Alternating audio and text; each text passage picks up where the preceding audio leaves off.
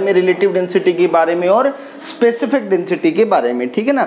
उस पर आपने जो मिक्सिंग टाइप वाले क्वेश्चन थे उस पर कुछ हमने जो मिक्सिंग वाला जो कॉन्सेप्ट था उस पर कुछ क्वेश्चंस किए थे। आज जो अगली जो बहुत इंपॉर्टेंट प्रॉपर्टी है, जो बहुत इंपॉर्टेंट टर्म है, वो है प्रेशर। क्या है बेटा? That is pressure.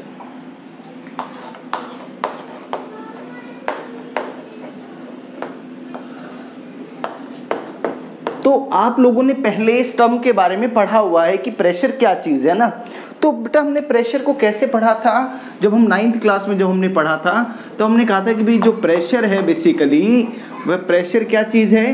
Pressure is force per unit area. हमने उस टाइम पे बेटा इसको सिर्फ इतना ही पढ़ा था ना, बहुत डिटेल में इसको नहीं पढ़ा था।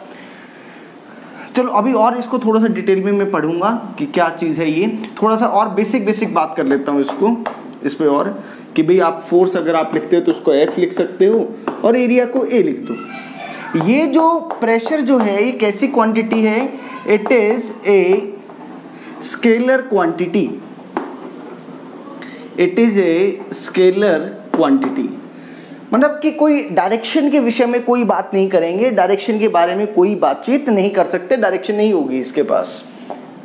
Next is its SI unit, its SI unit is, इसकी SI यूनिट क्या होगी? या तो आप उसको कह सकते हो कि वो पास्कल है, और आप यहां से भी देख सकते हो भी फोर्स न्यूटन हो गया और एरिया मीटर स्क्वायर हो गया, तो हम इसको बोल सकते हैं न्यूटन पर मीटर स्क्वायर। क्या बोल सकते हैं? न्यूटन पर मीटर स्क्वायर, ठीक है। और देखो जरा इसका डायमेंशनल फार्मूला भी देख लो, वो भी इंपॉर्टेंट है।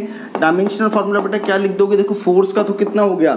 m1 L1 T-2 और डिवाइडेड बाय एरिया करोगे तो एरिया का L2 हो गया ना। तो अब ये किस तरह से सॉल्व कर लोगे इसको भाई? m1 L-1 T-2, ये जो डायमेंशनल फार्मूला है ये प्रेशर का डायमेंशनल फार्मूला आ गया है। अब थोड़ा सा और डिस्कशन, डिटेल में डिस्कशन कर रहा हूं बेटा, किसके बारे में? प्रेशर के बारे में और डिटेल डिस्कशन हम करते हैं। देखो ये जो आपने फार्मूला पढ़ा था फोर्स अपॉन एरिया का, ये आपने बेटा ऐसे पढ़ा था कि यह कोई एरिया था और इस पर कोई फोर्स F ऐसे लगती थी, तो मैं कह देता था कि भाई यहाँ पर जो प्रेशर लग रहा है दैट विल बी F/A, है ना। वो क्या था? F/A होता था। यानी कि वो जो प्रेशर के भी में डिस्कशन भी करेंगे कि प्रेशर है ना वो क्या कैसी प्रॉपर्टी? वो पॉइंट प्रॉपर्टी है ना, कि वो डायरेक्शन वगैरह पे डिपेंड नहीं करेगा। ये तो इस तरह का जो हमने 9th क्लास में, छोटी क्लासेस में जो पढ़ा था फार्मूला, वो इस तरह का फार्मूला पढ़ा था ना। इस फार्मूले का अपना भी एक महत्व है, वह क्या है कि अगर आपको प्रेशर बढ़ाना है बेटा for same amount of force, तो आपको एरिया कम करना पड़ेगा। तो इसका जो एप्लीकेशन हमने पढ़ा था वो एप्लीकेशन कहाँ पढ़ा था? नाइफ के केस में या निडल के केस में, कि आप पढ़ा हुआ ना बेटा कि नाइफ का जो आपका जो एज है वह बहुत शार्प रखते हुए, निडल भी बहुत शार्प रहती है। उसका कारण क्या है कि अगर आप यह एरिया कम रखोगे बेटा तो for the same amount of force ये प्रेशर क्या हो जाएगा? बहुत ज़्यादा हो जाएगा, या जो भी उससे आपको जो भी फल सब्जी जो भी काटनी है वो बड़ी आसानी से वो कट जाएगा। तो ये फार्मूला तो उस केस में पढ़ा था। अब जरा सोचो कि अब यहाँ पर जो फार्मूला बेटा हम पढ़ेंगे वो फार्मूला कैसे पढ़ेंगे? अगर मैं बिल्कुल मैथमेटिकली बात करूँ तो मैं कहूँगा कि limit delta F by delta A and delta A approaching to 0। ये थोड़ा सा मैथमेटिकल डेफिनेशन हो गई प्रेशर की, कि P is equal to limit delta A approaching 0 delta F upon delta A। यानी कि एक बहुत छोटा सा एलिमेंट में ले लूँ बेटा, ये कोई बहुत छोटा सा एलिमेंट ले लिया जिसका एरिया कितना है? डेल्टा A, और इसके परपेंडिकुलर लगनी चाहिए फोर्स। ये फोर्स जो है बेटा ये इसके क्या लगनी चाहिए? ये उसके परपेंडिकुलर लगनी चाहिए। ये और थोड़ा सा भी डिटेल में डिस्कशन करते हैं। इतना एक बार नोट करो, जल्दी से नोट कर लो। देखो और जरा इसको डिस्कशन करते हैं, इस पर और डिटेल में डिस्कशन करते हैं बेटा। आज के क्लास में बेसिकली प्रेशर के बारे में बात कर रहे होंगे और इस पे क्वेश्चंस भी करेंगे। अगली क्लास भी प्रेशर पे ही रहेगी, मतलब आप ये मानो कि अगली 2-3 क्लास जो है प्रेशर कैलकुलेशन पे ही रहेगी, इंपॉर्टेंट क्लास है। देखो बेटा, ये मान लो कि ये कोई एरिया ए है और उस पर इस बार फोर्स ऐसे लग गई थीटा एंगल पर, ये थीटा एंगल पर फोर्स लगी। तो अब आइडिया यह है कि सर यहाँ पर इस पॉइंट पर प्रेशर कैसे लिखा जाएगा। क्या प्रेशर को मैं आपको कुछ ऑप्शन देता हूँ, जरा सोचने की कोशिश करो कि क्या प्रेशर को F/A ही लिखना उचित है, या फिर सर ऐसा लिख दिया जाए P = F cos theta upon A लिख दूँ, या फिर सर मैं ऐसा लिख दूँ P = F/A cos थीटा लिख दूँ, या फिर मैं क्या लिख दूं P = F sin theta upon A लिख दूं। इन चार ऑप्शंस में से क्या लिख सकता हूं, या कोई और भी आपके दिमाग में हो वह ऑप्शन भी आप इसमें इंक्लूड कर सकते हो। तो देखो बेटा, इस फोर्स के कितने कंपोनेंट होने वाले हैं, इस फोर्स के दो कंपोनेंट होंगे। एक कंपोनेंट तो क्या होगा, इस पैरेलल टू दिस एरिया, और दूसरा उसके परपेंडिकुलर। हमेशा ऐसे ही सोचना है चीजों को। तो ये देखो, ये अगर ये फोर्स आएगा बेटा वो थीटा, तो ये एंगल भी थीटा, तो ये कंपोनेंट तो बेटा क्या हो गया F sin थीटा, और ये क्या हो गया F cos थीटा। ये जो F sin थीटा फोर्स है बेटा, जरा विजुलाइज करने की कोशिश करो, जरा समझने की कोशिश करो। ये देखो जरा कि अगर मैं इसके कोई टेंजेंशियल अगर कोई फोर्स लगाऊंगा तो वो इस पर कोई प्रेशर डेवलप नहीं कर पाएगी। यानी कि सिर्फ क्या होगा, only perpendicular component of force, only perpendicular component of force is responsible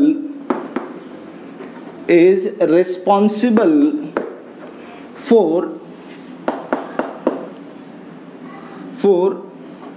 developing pressure।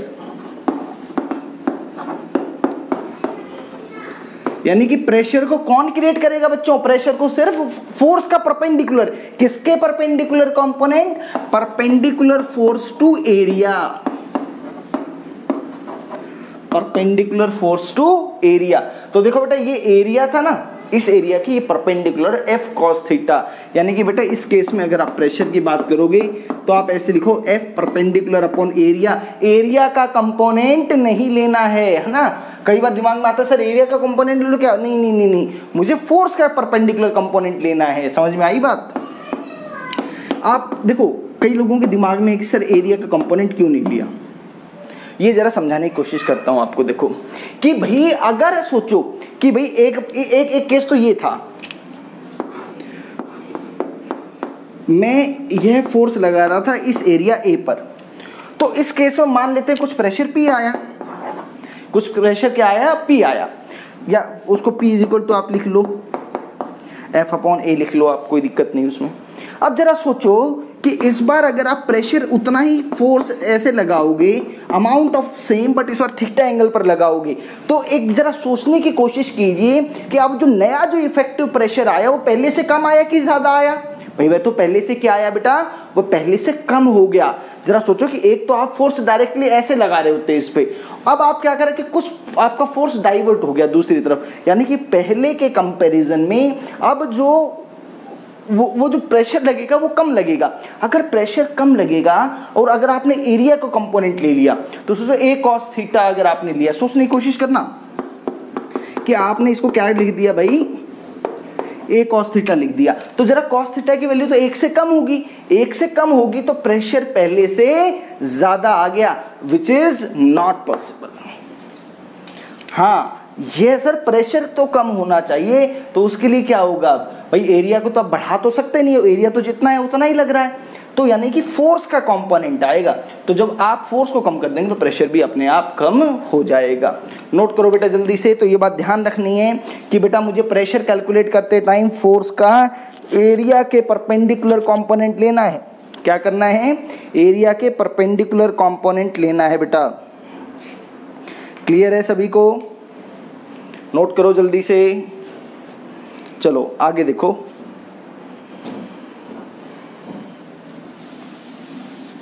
देखो बेटा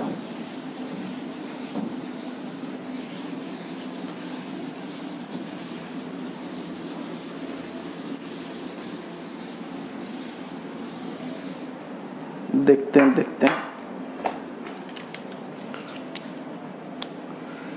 और छोटी छोटी बातें लिखो बेटा, लिखो pressure is a point property, और प्रॉपर्टी ऑफ ए पॉइंट एक ही बात है।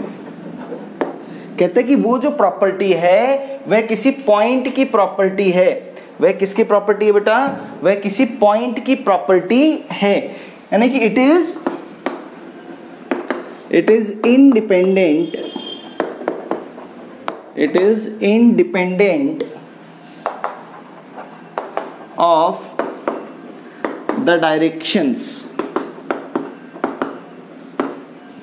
है ना। किसी भी पॉइंट पे बात करेंगे इसके बारे में। दूसरी बात देखो, एक और चीज देख लेते हैं जरा, कि देखो अब थोड़ा सा लिक्विड की बात करें, कि लिक्विड के बारे में बात करते हैं।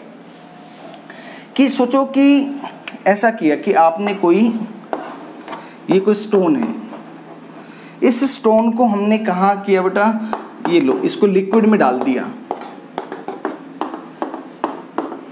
तो कहने का जो मैं बात कहना चाह रहा हूँ, वह बात क्या कहना चाह रहा हूँ कि liquid exerts always normal forces।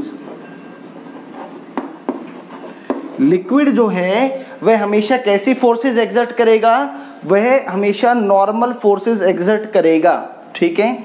तो देखो ये अगर स्टोन है तो ये लिक्विड है, ये देखो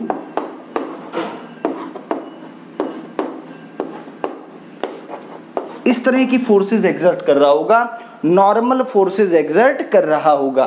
अब जरा सोचो कि ये तो ऐसा हो गया, आपने एक बलून का एग्जांपल देख सकते हो कि बलून के अंदर आपने कोई पानी फिल कर दिया बेटा। ये क्या है आपका? ये बलून है, balloon is filled with water. तो बलून को अगर वाटर से फिल कर दिया तो ये जो लिक्विड है, ये देखो ये इस तरीके से नॉर्मल फोर्सेस एग्जर्ट कर रहेगा। तो कहने का मतलब क्या है कि लिक्विड जो है वह हमेशा क्या कर रहा होगा? वह हमेशा नॉर्मल फोर्सेस एग्जर्ट करेगा। ये दो एग्जांपल हमने इसके बता दिए हैं आपको, ठीक है। नोट करो जल्दी से।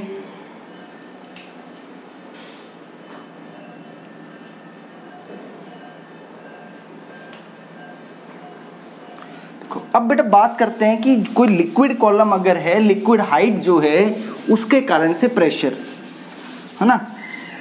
यह मैं कह सकता हूं कि भाई टाइप्स ऑफ प्रेशर, ऐसे भी दोनों चीजें एक साथ ही डिस्कस कर लेते हैं कि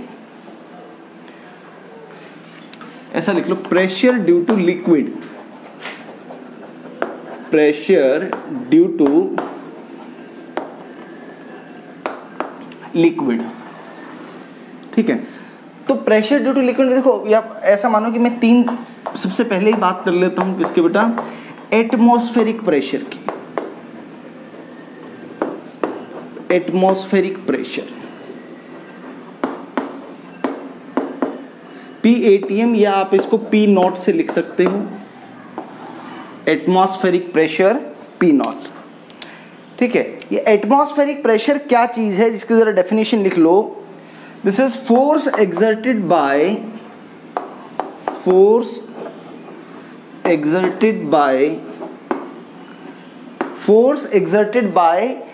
air column on unit area of cross section, on unit area of cross section at sea level. Sea level पे हम बात करें, उस पर जो यूनिट कॉलम है, जो यूनिट एरिया जो है एयर का कॉलम है, उस पे एयर जो भी प्रेशर लगाएगी बेटा, उसी को हम एटमॉस्फेरिक प्रेशर कहेंगे, ठीक बात है। And it is denoted by या तो बेटा इसको मैं PATM लिख देता हूं, या फिर हम इसको P0 भी लिख सकते हैं, ठीक है। या तो P0 लिख दो या इसको PATM लिख दो, ठीक है। चलो अब इसकी वैल्यू भी लिख लो बेटा। कि 1 एटमॉस्फेरिक प्रेशर 1 atm जो है वो किसके इक्वल होता है, वो 1.013 इंटू 10⁵ पास्कल बोल सकते हो बेटा, या इसको बोल सकते हो न्यूटन पर मीटर स्क्वायर, ठीक है। और इसको इन शॉर्ट हम क्या लिख देते हैं, 10⁵ न्यूटन पर मीटर स्क्वायर या फिर 1 पास्कल, ठीक है, सॉरी पास्कल। चलो अच्छा, एक चीज़ और बेटा एटमॉस्फेरिक प्रेशर के बारे में कि it varies from place to place, मतलब ये कांस्टेंट नहीं रहता है, यह जगह से, मतलब अगर आप किसी एक एक्स प्लेस पर हैं वहाँ पे अलग आपको एटमॉस्फेरिक प्रेशर मिलेगा, किसी दूसरी जगह पे गए तो वहाँ पे एटमॉस्फेरिक प्रेशर अलग अलग रहेगा। For example at higher altitudes atmospheric pressure decreases, atmospheric pressure decreases, atmospheric pressure बेटा वहां क्या होगा, वहां एटमॉस्फेरिक प्रेशर डिक्रीज होगा, ठीक है। नोट कर लो जल्दी से स्क्रीन पोज करके। देखो और बातें करते हैं एटमॉस्फेरिक प्रेशर के बारे में बेटा। अच्छा, एटमॉस्फेरिक प्रेशर को मेजर किससे करते हैं, याद करो, सभी ने पढ़ा हुआ होगा ना बच्चों कि एटमॉस्फेरिक प्रेशर को किससे मेजर करते हैं। Atmospheric pressure is measured by, atmospheric pressure is measured by barometer, और जो ये बैरोमीटर था ये टॉर्सली ने इन्वेंट किया था, barometer which was discovered bye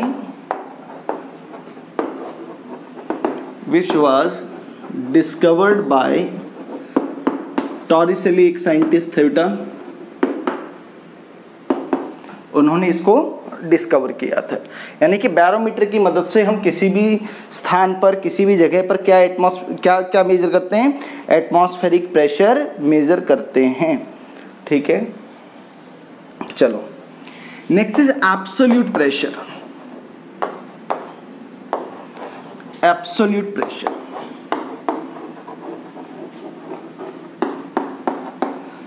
P absolute, या बेटा इसको टोटल प्रेशर भी बोलते हैं, क्या बोल सकते हैं, टोटल प्रेशर भी बोल सकते हैं। देखो जरा,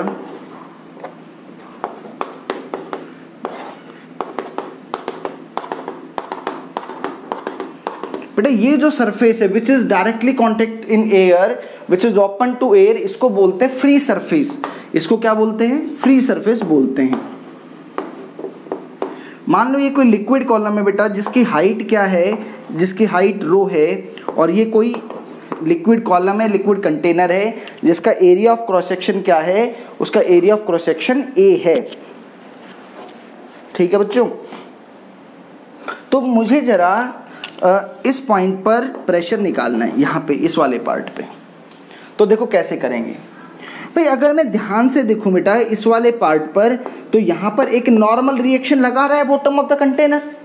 भाई ये जो बॉटम ऑफ द कंटेनर है ये क्या लगाएगा, इस पे नॉर्मल रिएक्शन लगाएगा, और यह लिक्विड इक्विलिब्रियम में है। भाई ये पूरा का पूरा कंटेनर कहाँ पर है, ये इक्विलिब्रियम में। इसका मतलब जो नॉर्मल रिएक्शन है इसको बैलेंस कौन कर रहा होगा, इसको बैलेंस कौन करेगा, this wait of the liquid. Normal reaction को बैलेंस कौन करेगा बेटा, वेट ऑफ द लिक्विड। अच्छा देखो ये ओपन टू एयर है, तो बेटा यहाँ पे एक एटमॉस्फेरिक प्रेशर भी लग रहा होगा, ठीक है। तो मैं पहले ये देख लेता हूँ कि ये जो लिक्विड कॉलम जो है, ये जो लिक्विड हाइट जो है, ये कितना प्रेशर एग्जर्ट कर रहा है यहाँ पर। देखो जरा, तो ये बात बिल्कुल सही है कि सर जो normal reaction it should be equal to the weight of the liquid, weight of the liquid, बिल्कुल सही बात है भी। तो n बराबर, भाई वेट कैसे देखा जाए कि भाई वेट कैसे देख लो, डेंसिटी इंटू वॉल्यूम इंटू जी। भाई m इंटू जी तो होगा, मास कैसे होगा, डेंसिटी इंटू वॉल्यूम हो जाएगा भाई। वॉल्यूम कैसे लिखोगे, area of cross section into height, तो A इंटू एच इंटू जी। ये लो भाई, ये है आपके पास नॉर्मल रिएक्शन आ गया जो यहाँ पे लग रहा है। तो भैया अब मुझे ये पता लग गया क्या ये नॉर्मल रिएक्शन इस कंटेनर के परपेंडिकुलर लग रहा है क्या? भाई ये वाला जो नॉर्मल रिएक्शन लग रहा है वो इस एरिया के परपेंडिकुलर लग रहा है, तो मुझे कोई दिक्कत नहीं है, प्रेशर निकाल देता हूँ। यहाँ पे प्रेशर क्या होगा सर, प्रेशर हो जाएगा नॉर्मल रिएक्शन यानी कि जो फोर्स वहां पर लग रहा है which is normal reaction divided by area of cross section. तो नॉर्मल रिएक्शन तो आपका है रो जी एच, सॉरी इसको ऐसे लिख लो बेटा ना, रो ए एच जी, और इसको ए से ही डिवाइड कर दिया, तो ये कितना आ गया बेटा, रो जी एच। यह वो प्रेशर है जो सिर्फ लिक्विड कॉलम लगा रहा है। ये कौन सा प्रेशर है जो ये सिर्फ लिक्विड कॉलम लगा रहा है। अगर आपको पी टोटल या पी एब्सोल्यूट चाहिए, अगर आपको एब्सोल्यूट प्रेशर चाहिए तो एटमॉस्फेरिक प्रेशर को भी जोड़ना पड़ेगा। तो क्या लिख दो इसको बेटा, P nought plus rho g h. This is a very important result बेटा। ये एक्सप्रेशन आप लिख लो, absolute pressure will be equal to atmospheric pressure plus rho g h. ये जो एच जो है ना बेटा, h is height of column, H is height of column from free surface। बेटा ये फ्री सरफेस से हाइट है, इसमें आपको परेशान नहीं होना है, कंफ्यूज नहीं होना है। फ्री सरफेस से लिक्विड की हाइट रहने वाली है। जल्दी से नोट करो, इसमें एक आध बात और करते हैं, अभी तो और इस पर डिस्कशन करना है। देखो जरा जल्दी से, कर लिया नोट?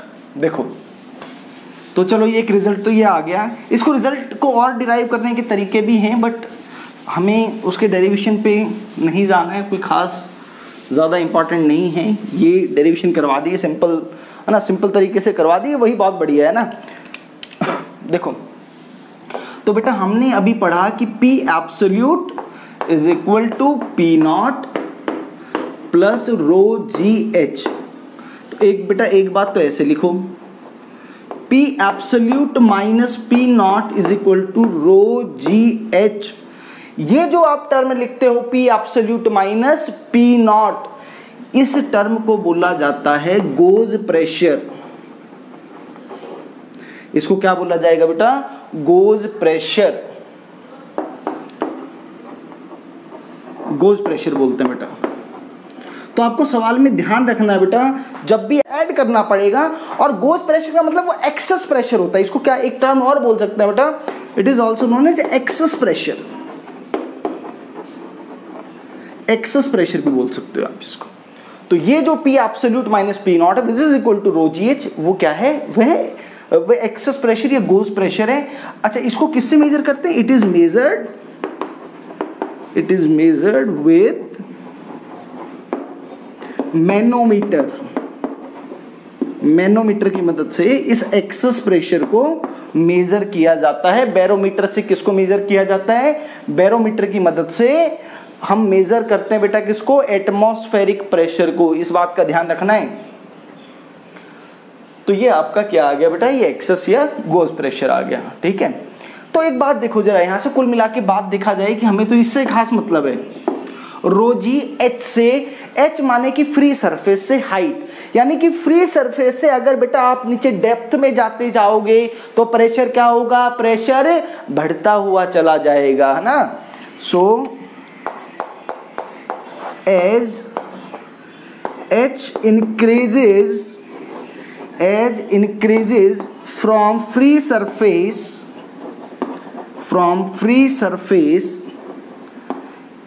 pressure also increases,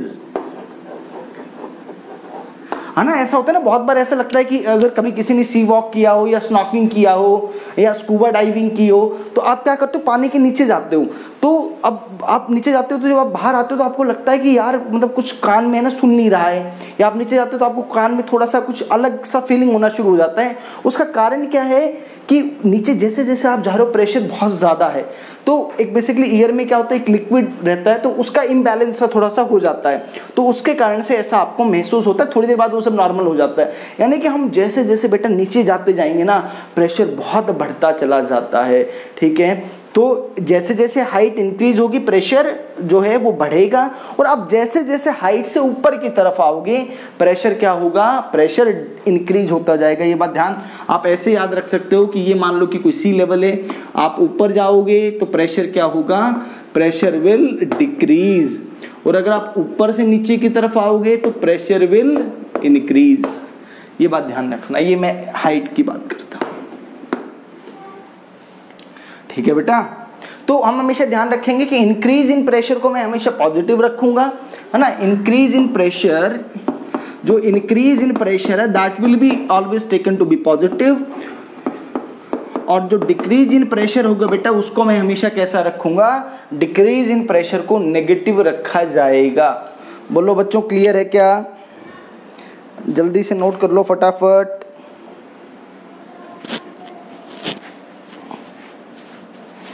देखो जरा आगे, तो ये तो डेप्थ के साथ बात होगी, ये तो किसके साथ बात होगी बेटा, डेप्थ के साथ। अब जरा बात करें कि अगर हम सेम हॉरिजॉन्टल लेवल पर चलें, सेम हॉरिजॉन्टल लेवल पर अगर चलें तो क्या होगा, वो भी देख लेते हैं जरा। सेम हॉरिजॉन्टल लेवल पे देखो, एट सेम हॉरिजॉन्टल लेवल,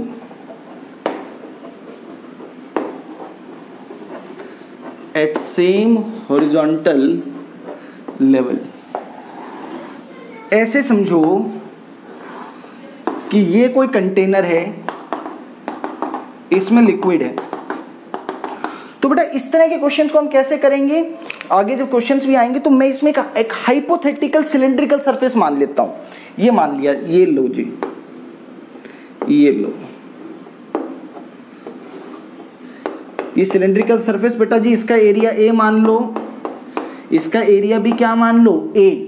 तो ये बात मैंने आपको बताई थी ना कि कोई भी अगर आप ऑब्जेक्ट रखेंगे तो लिक्विड जो है उस पर कैसी फोर्स एक्सर्ट करेगा, वह उस पर नॉर्मल फोर्सेस एक्सर्ट करेगा। माने कि ये अगर इसका सरफेस है बेटा, तो इस तरफ जो फोर्स लगेगी वो इधर फोर्स लग रही होगी, लेट इट बी F1, और मैं कहता हूं कि बेटा यहां पे प्रेशर P1 मान लो, इस तरफ फोर्स इधर लग रही होगी बेटा, और यहां पे प्रेशर P2 मान लो। अब क्योंकि लिक्विड रेस्ट में है तो ये जो cylindrical surface, imaginary cylindrical surface जो आपने एज्यूम किया है, यह भी रेस्ट पर होगा। भाई इस बात में तो कोई दिक्कत नहीं है कि ये जो सिलेंड्रिकल सरफेस आपने एज्यूम किया है यह भी क्या होगा, रेस्ट में। Since liquid is in equilibrium, और we can say rest,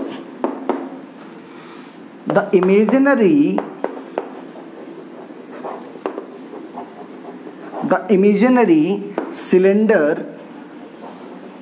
is also at rest, है ना। देखो भाई, तो इधर से तो बेटा प्रेशर कितना लग रहा है, P1 इंटू ए, और इधर जो फोर्स लग रहा है वो कितना लग रहा है, P2 इंटू ए। भाई फोर्स का फॉर्मूला क्या है, pressure into area, area pressure के नॉर्मल है ना, सॉरी ये जो फोर्स है वो इस एरिया के क्या है, नॉर्मल है। तो मैं डायरेक्टली फॉर्मूला लिख देता हूं, ये दोनों साइड सेम है बेटा, तो P1 बराबर P2 आ गया। देखो जरा, इस रिजल्ट का बहुत इस्तेमाल करेंगे इस चैप्टर के अंदर, हाइड्रोस्टैटिक्स के अंदर। क्या मतलब कहना चाहते हैं बेटा, if liquid is at rest, बहुत इंपॉर्टेंट बात, स्टार लगा देता हूं इसको, if liquid is at rest then in the same liquid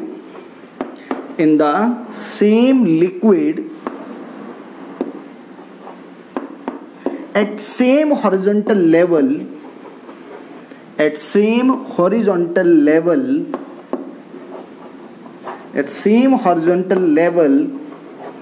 pressure will be same, pressure will B same, pressure क्या रहेगा बच्चों, सेम। याद रखना कि ये जो बात लिख रहा हूं वो तभी पॉसिबल है जब लिक्विड कहां पर है, जब लिक्विड रेस्ट पर है। लिक्विड सेम भी होना चाहिए और सेम हॉरिजॉन्टल हाइट होनी चाहिए। अगर ऐसे जो भी पॉइंट्स होंगे बेटा उन सब पर जो प्रेशर रहेगा, उन सब पर प्रेशर क्या रहेगा, वह सेम रहेगा। उन सब पर बेटा प्रेशर क्या रहेगा, सेम रहेगा। और बेटा जो हमने P equal to rho g h वाला जो फार्मूला पढ़ा था उसमें H जो है वो ध्यान रखना है, वह H कैसी हाइट है, वह H वर्टिकल हाइट है। वह क्या रहेगी, वह वर्टिकल हाइट रहेगी। अभी क्वेश्चन में बात करेंगे जब आएगा। तो अगला क्वेश्चन देखते हैं बेटा, जल्दी से नोट करो, जल्दी से नोट कर लो। चलो देखो आगे, छोटे छोटे एग्जाम्पल्स, बहुत छोटे छोटे एग्जाम्पल, थोड़ा सा प्रेशर के बारे में अंडरस्टैंडिंग बना लेते हैं, फिर बढ़िया बढ़िया और क्वेश्चन करेंगे, थोड़े से शानदार सवाल करेंगे, है ना। देखो जरा, देखो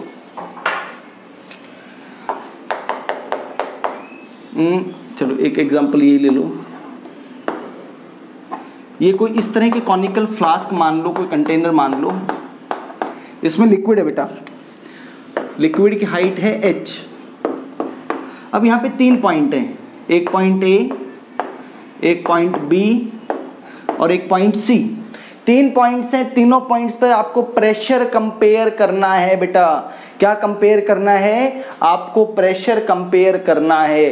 देखो मुझे अभी मैंने एक बात देखी, pressure is a property of a point. वह एक पॉइंट की प्रॉपर्टी है, वो डायरेक्शन वगैरह पे डिपेंड नहीं करती। तो आप एक बात देखो, चाहे पॉइंट ए की बात करें, चाहे पॉइंट बी की, चाहे पॉइंट सी की, तीनों की जो लिक्विड कॉलम की हाइट है तीनों जगह क्या है बेटा, वह सेम है। तो तीनों पॉइंट्स पर जो बेटा प्रेशर रहेगा वह प्रेशर सेम रहेगा, क्योंकि वो सिर्फ वर्टिकल हाइट कॉलम पे डिपेंड करेगा और किसी पर डिपेंड नहीं करेगा। वह shape of the container, size of the container पे डिपेंड नहीं करेगा। तो तीनों जगह जो प्रेशर आपका रहेगा वह सेम रहेगा। एक और बढ़िया सा सवाल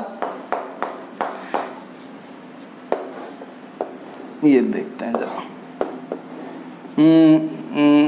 ये लो, ये लो, जो मन में आए वैसा डायग्राम बना लो।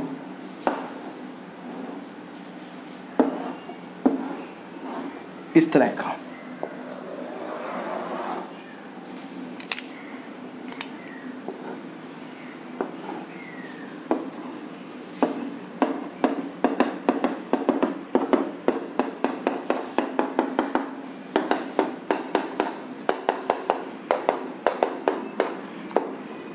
पॉइंट ए, यह पॉइंट बी, यह पॉइंट सी और यह पॉइंट डी। तीनों कॉलम्स में, चारों कॉलम्स में बेटा जो वर्टिकल हाइट है लिक्विड की वह सेम है। चारों आपको A point, B point, C point, D point पर प्रेशर को कंपेयर करना है। चारों पॉइंट पे प्रेशर को क्या करना है, कंपेयर करना है। अभी मैंने एक बात बताई कि आपको किसी भी शेप ऑफ द कंटेनर से कोई मतलब नहीं है, कितना लिक्विड है उससे भी कोई मतलब नहीं है। मुझे सिर्फ किससे मतलब है बेटा, मुझे सिर्फ किससे मतलब है, मुझे सिर्फ मतलब है कि हाइट किसकी कम या ज्यादा है। इस केस में हाइट सभी की सेम है, और अगर हाइट सभी की सेम है तो बेटा सभी पॉइंट्स पर, क्योंकि सभी सेम वर्टिकल हाइट पर हैं, सेम हॉरिजॉन्टल लेवल पे हैं, सेम लिक्विड में हैं, चारों पॉइंट्स पर जो प्रेशर होगा बेटा वह चारों पॉइंट्स पर प्रेशर क्या हो जाएगा, वह प्रेशर सेम हो जाएगा। बोलो क्लियर है क्या, बोलो बच्चों जल्दी से बोलो। चलो और कर लो जरा छोटी छोटी चीजें। और देखो बेटा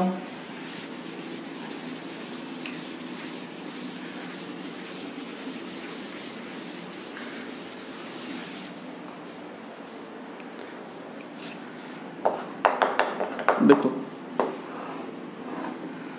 ये मानो लिक्विड कॉलम है,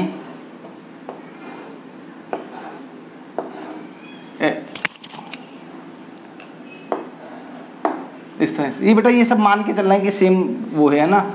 ये लिक्विड 1, लिक्विड 2, लिक्विड 3, लिक्विड 4। ये हाइट बेटा जी H1, ये हाइट H2, ये हाइट H3 और ये हाइट H4। आप अपने आप से करेंगे बेटा, ये पॉइंट 1, ये पॉइंट 2, ये पॉइंट 3 और ये 0.4। आपको point number 1, point number 2, point number 3, point number 4 पर प्रेशर के लिए इक्वेशंस लिखनी है, माने कि वहाँ पे आपको प्रेशर की वैल्यूज बतानी है। जल्दी से आप अपना 1 मिनट का टाइम लीजिए और फटाफट से इस क्वेश्चन को करिए।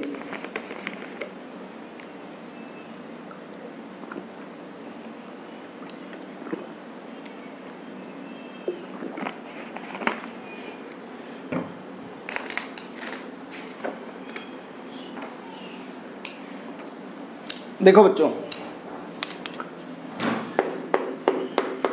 देखो 1 पॉइंट पे आप चलो जरा भाई। यहाँ पे सबसे ऊपर तो एटमॉस्फेरिक प्रेशर तो है ही है, तो एटमॉस्फेरिक प्रेशर लगा प्लस भाई यहाँ से यहाँ डेंसिटी कितनी है ρ1 g और हाइट कितनी है h1, खत्म। ये तो पहला पॉइंट हो गया। माने कि आपको कुछ नहीं करना, फ्री सरफेस से चलना शुरू कर देना है और उस पॉइंट तक चलो जिस पॉइंट पे आपको प्रेशर कैलकुलेट करना है। इसी तरह से बेटा देखो, आपको पॉइंट नंबर 2 पर आना है, जरा चलना शुरू करो। सबसे ऊपर प्रेशर बोलो, जल्दी बोलो जल्दी। P0 यहां तक आए ρ1 GH1 प्लस। अब जैसे जैसे डेप्थ बढ़ती जाएगी, हाइट बढ़ती जाएगी, आपका साइन पॉजिटिव रहना चाहिए। अगर आपकी हाइट घटती है तो साइन नेगेटिव होना चाहिए, तो यानी कि अभी तो बढ़ रही है। ρ2 GH2, मुझे लगता है सभी बच्चे बहुत अच्छे से कर पा रहे हैं, इसमें कोई रॉकेट साइंस नहीं है। थर्ड पॉइंट पर प्रेशर बेटा मुझे लग रहा है सभी लोग लिख देंगे ρ1 GH1 plus ρ2 GH2 plus ρ3 GH3। बोलो बच्चों क्लियर है, सब बहुत अच्छे से कर पा रहे हो। फोर्थ पॉइंट पर pressure P0 plus ρ1 GH1 plus ρ2 GH2 ρ3 GH3 and ρ4 GH4। देखो कोई दिक्कत नहीं आ रही है, बिल्कुल बहुत छोटे से कॉन्सेप्ट के साथ चल रहे हैं, किसी भी तरह की हमें कोई दिक्कत नहीं आ रही है। बोलो क्लियर है क्या? देखो और क्वेश्चंस करते हैं बेटा, जरा और क्वेश्चंस करते हैं। दरवाजा खुला है क्या?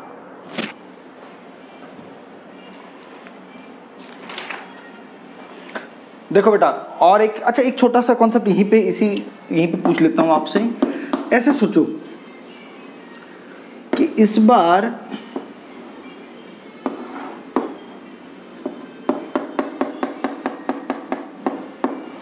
थीटा एंगल पर ये कोई ट्यूब है बेटा, एल लेंथ की फील्ड है विद अ लिक्विड जिसकी डेंसिटी रो है। आप इस पॉइंट पर प्रेशर बताओ, है ना? तो प्रेशर में मुझे कोई दिक्कत नहीं है, प्रेशर क्या लिख दूंगा बेटा, रो जी इंटू एल। अरे कैसे लिख देंगे, रो जी इंटू एल। बहुत बढ़िया, गलत हो गया। कितनी बार बोला, ये कोई एल जो है बेटा वो किसकी हाइट है, वो वर्टिकल हाइट है, एच इज वर्टिकल हाइट। और वर्टिकल हाइट तो बेटा यहाँ पे ये मिलेगी विच इज इक्वल टू, अगर आप ध्यान से देखोगे यहाँ पे बेटा sine theta is equal to perpendicular upon hypotenuse, तो h is equal to l sine theta. तो बेटा यहाँ पे जो प्रेशर मिलेगा that will be equal to rho g l sine theta. ये बात बार बार अपने दिमाग में सेट कर लो कि एल इज नॉट द, ये जो लिक्विड कॉलम है वो नहीं है, ये वर्टिकल हाइट है। ये नोट करो, जल्दी से नोट कर लो बेटा।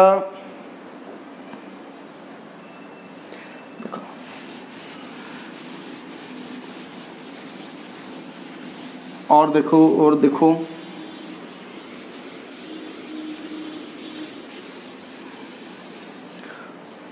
एक छोटा सा क्वेश्चन और डिस्कस कर लेते हैं।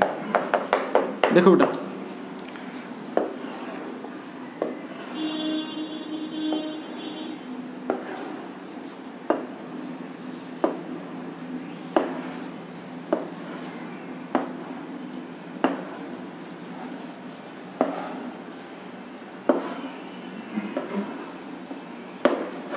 ये कोई कंटेनर है इस टाइप से, इसमें लिक्विड फिल्ड है।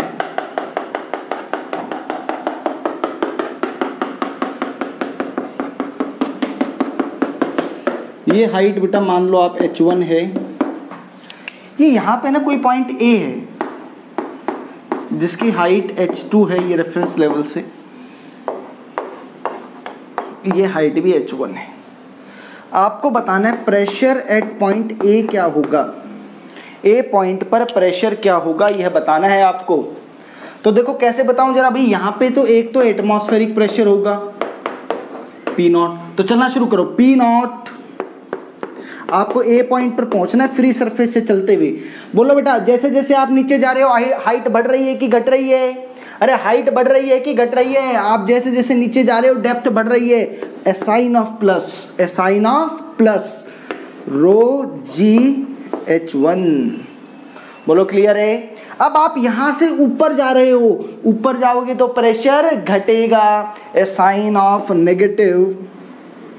या आप इसको ऐसे लिखो, ऐसे मत लिखा करो बेटा, ऐसे लिखो P0 से चले प्लस रो जी H1। आप सेम हॉरिजॉन्टल लेवल पे चले, कोई प्रेशर चेंज नहीं, और अब घटना शुरू हो गया तो माइनस रो जी H2। और अब आप कहाँ पहुंच गए बेटा? ए पॉइंट पर पहुंच गए, तो इज इक्वल टू P है। ये आंसर आ गया, ये आंसर आ गया। ठीक है, ये आपका आंसर आ गया बेटा।